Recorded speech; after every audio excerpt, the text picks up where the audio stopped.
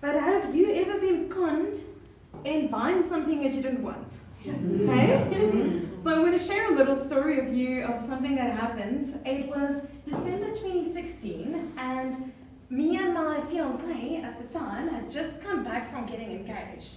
So we were recovering from our holiday, and he was recovering from buying me the ring.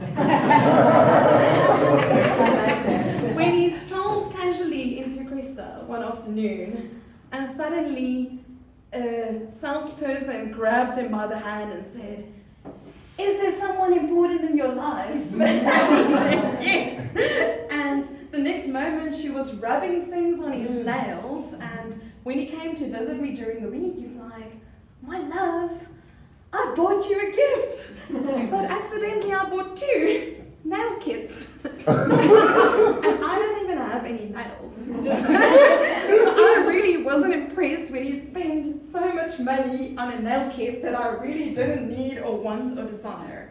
So my intention for you today is not to con people into buying your products or services, or to get people to do things that you don't want them to do.